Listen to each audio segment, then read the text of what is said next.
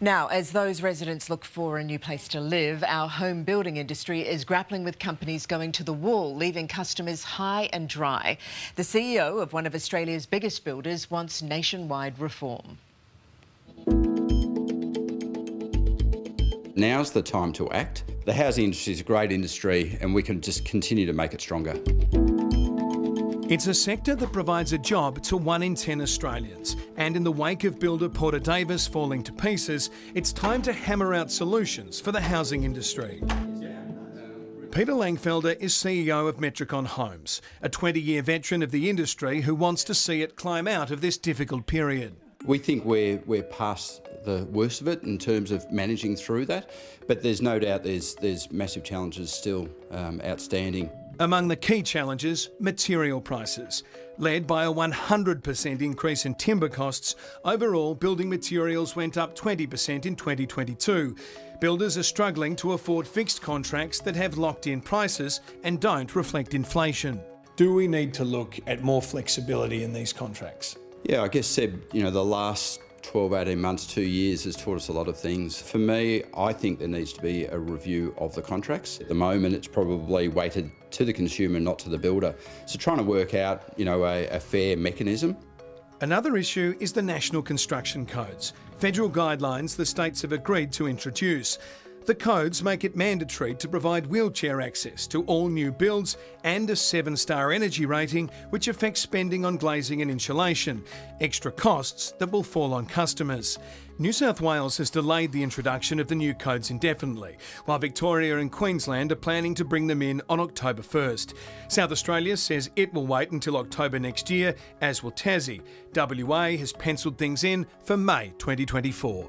As an organisation and as a broader industry, I think we strongly encourage the introduction of some of these codes. It's really a timing issue, and right now is probably the least affordable period of time. And so, if it was, my recommendation would be to delay the onset of that. What sort of cost would these wheelchair access and sustainability features put onto a new build? We've looked at some of our homes that could be $10,000, $15,000 more expensive. And so if that could be pushed out 18 months, 2 years, I think that will, certainly alleviate some of the cost pressures. For stranded Porter Davis customers, the pressures are more immediate. You okay? An emotional Matt Barnsley is still reeling from the collapse that left him with an empty concrete slab and out of pocket almost 200 grand. Seb, I'm tired, I'm stressed, I'm hanging in there. Matt's leading a group of Porter Davis customers who've engaged legal firm Carbone Lawyers.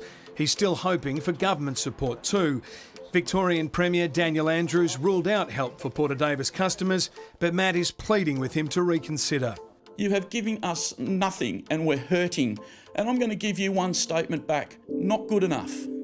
The legal action will examine why the company was still taking money the day before it went into liquidation, a question we were hoping to ask Porter Davis Managing Director Anthony Roberts at his 10-acre property in Melbourne's east. How are you? Good, how are you? Good. Seb Costello with Channel 9 Current Affair. Yeah. We just want to knock on the door. Yeah. So someone is inside. So So you can go straight like that. We're just looking for some more information on the Porter Davis situation. No luck there, nor was there any sign of Roberts at his 200-acre cattle business in regional Victoria. We're trying to get a message to Anthony Roberts. A representative for Mr Roberts declined our interview request. Roberts supporters say he poured millions of his own money into the business to keep it going. The other side to that is former Porter Davis workers who are unlikely to receive unpaid commissions and entitlements, and the customers who smell bull. Last year, it was Metricon facing questions about its business, but the CEO believes customers can be confident that a review of operations has steadied the ship. It's been massively challenging. Fortunately, Metricon, struck it early and really attacked how we go about our business, make sure we're right sized and fit for purpose. The last issue on Peter Langfelder's list is to address labour shortages. With 195 permanent migration visas available this financial year, Peter hopes the government focuses on people with relevant skills. Trades is one of those, whether it's roof roof operators, whether it's bricklayers, carpenters, painters, they're all heavily required at the moment.